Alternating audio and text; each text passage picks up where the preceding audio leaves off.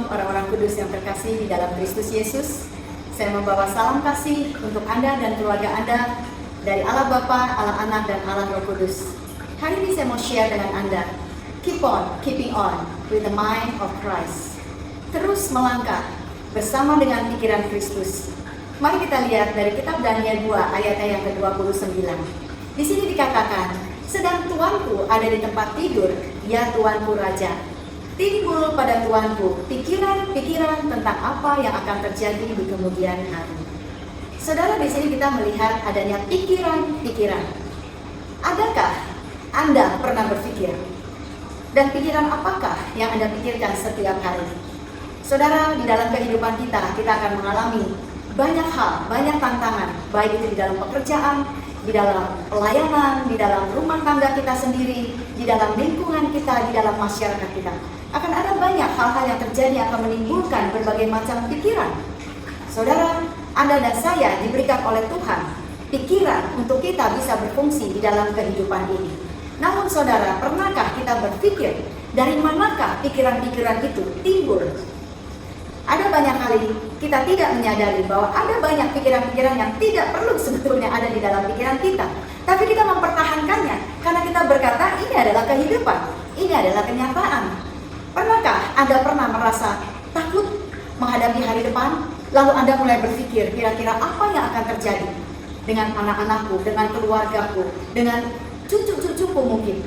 Sebab Anda saudara orang yang sampai sudah memikirkan cucunya nanti mau sekolah di mana, mau dididik bagaimana, siapa yang akan mendidik cucunya. Padahal cucunya belum datang, tapi sudah dipikirkan sampai ke depan, persis seperti Raja Nebukadnezar ini yang memikirkan hal-hal yang akan datang. Nah, hari-hari ini kita menghadapi banyak hal-hal di luar pemikiran manusia. Kita mengalami pandemi dan banyak orang sudah berpikir kehidupan normal yang bagaimana yang akan kita alami setelah kita keluar dari pandemi ini. Kita mulai berpikir saudara, apakah anak-anak kita masih bisa ke sekolah bermain dengan teman-temannya secara normal? Ataukah nanti kalau kita keluar rumah, kita sudah harus pakai masker, kita harus bawa sarung tangan mungkin, kita harus bawa hand sanitizer. Ada banyak pikiran-pikiran yang timbul. Belum lagi saudara, kita memikirkan bagaimana dengan bisnis kita, usaha kita, bagaimana dengan hari depan pekerjaan kita, usaha kita, pabrik kita mungkin. Semua orang memikirkan hal-hal yang seperti ini. Buat ibu-ibu mungkin berpikir, apakah kalau saya keluar rumah, saya ada di tengah-tengah keramaian, pergi ke pasar, ke supermarket, itu akan aman atau tidak? Saudara, ada banyak pemikiran yang timbul di dalam pikiran kita yang membuat kita itu menjadi mengalami kesulitan untuk bisa tidur. Pernahkah Anda sesekali waktu di tempat tidur sedang bergolek-golek, kepingin tidur tapi nggak bisa tidur?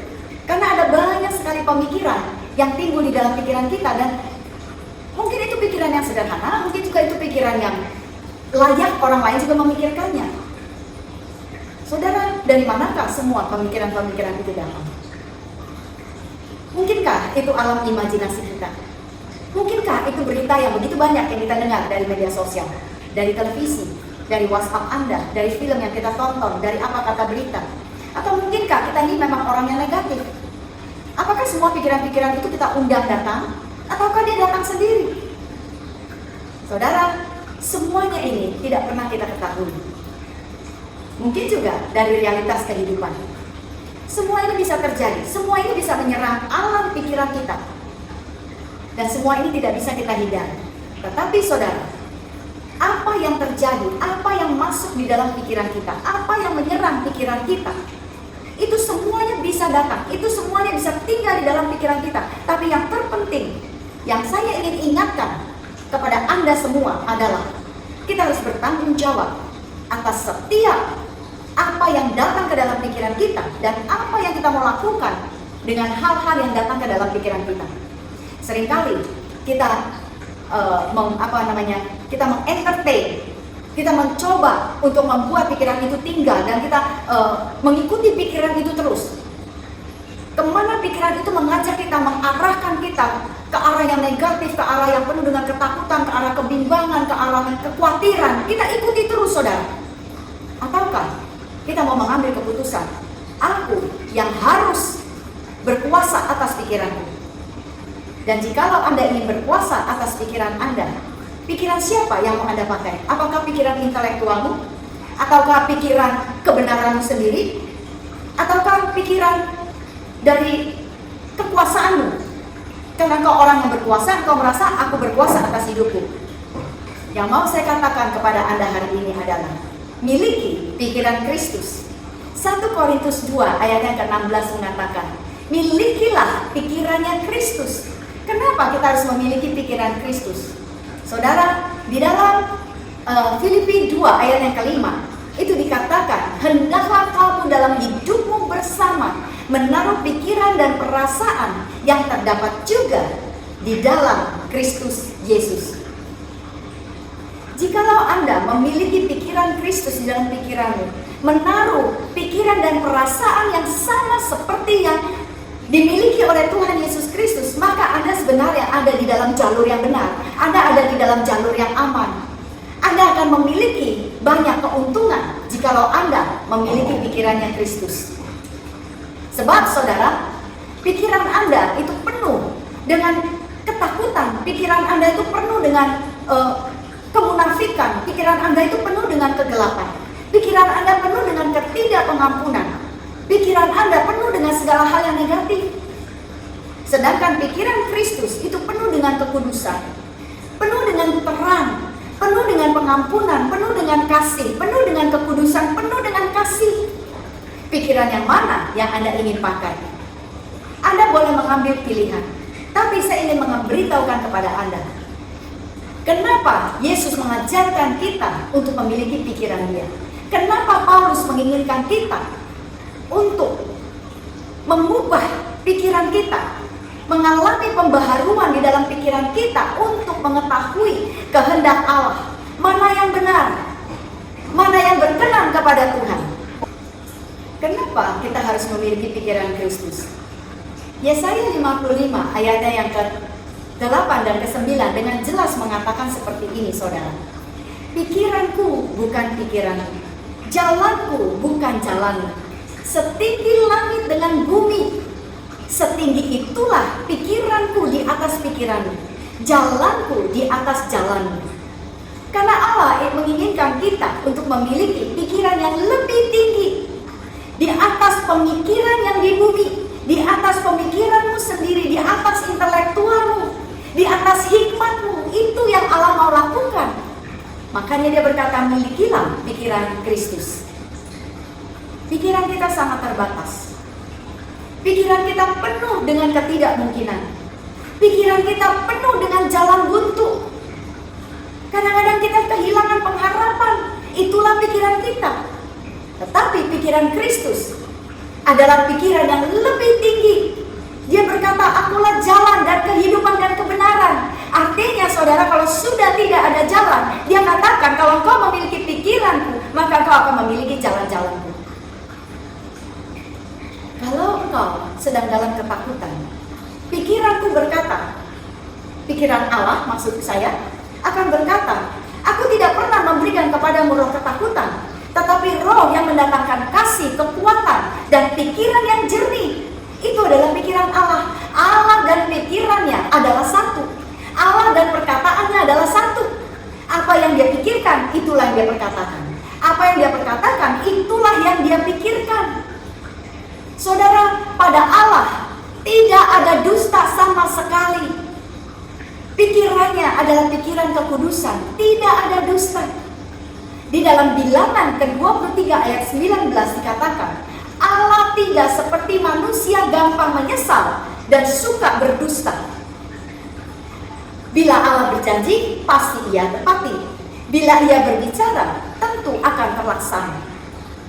Inilah pikiran Allah. Dia bukan pikiran manusia. Oleh karena itu, apa yang Dia pikirkan, itulah yang Dia perkatakan. Dan itulah yang Dia lakukan. Dia tidak mendua hati seperti kita. Dia menginginkan hidupmu penuh dengan kemenangan. Ketika engkau sedang mengalami masalah, masalahmu akan membawa pikiranmu menjadi kacau dan kalut. Tetapi di dalam 1 Petrus 5 ayat yang ke-7 dikatakan, serahkanlah kepada Allah semua kekhawatiranmu, semua masalah. Itu adalah pikiran Allah. Kenapa saudara? Karena dia menginginkan kehidupanmu baik, karena dia sangat menyayangimu.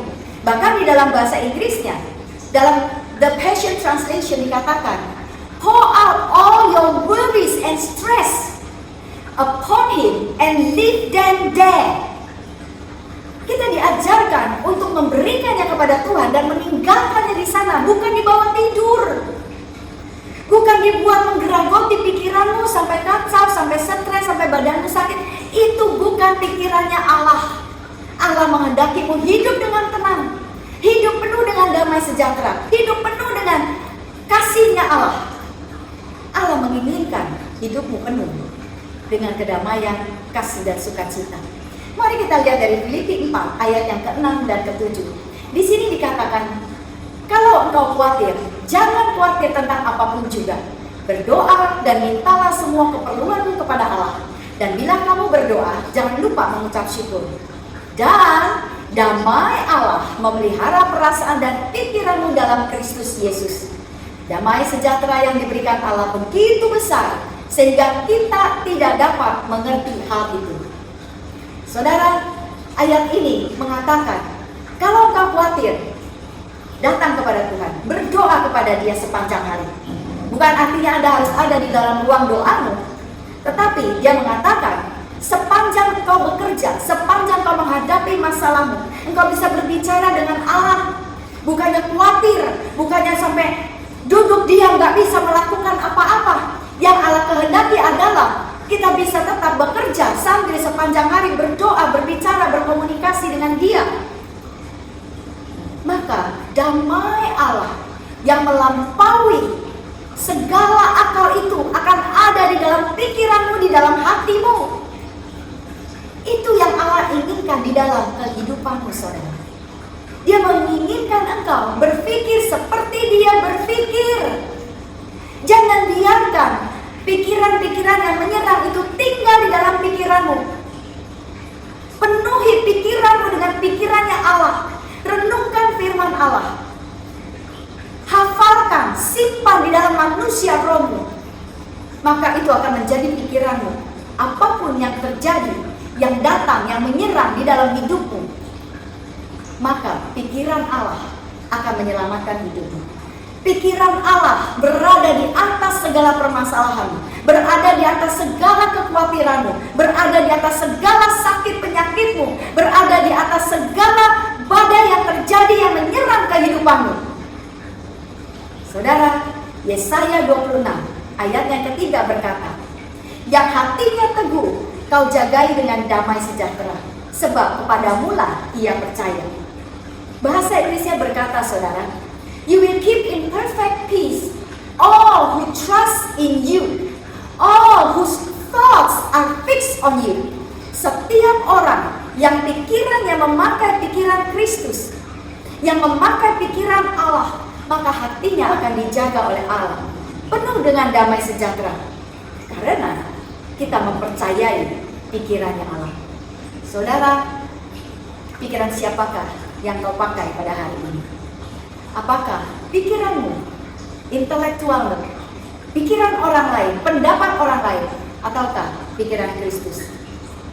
Saya berdoa, jikalau Anda memutuskan pada hari ini untuk memakai pikiran Kristus, saya meminta kepada Allah Bapa, biarlah pikiran itu akan membawa mujizat di dalam hidupmu, akan membawa kasih, membawa damai sejahtera, membawa pengharapan, membawa sukacita. Tuhan Yesus memberkati. Shalom, orang-orang kudus yang dikasihi di dalam Kristus Yesus. Jesus loves you.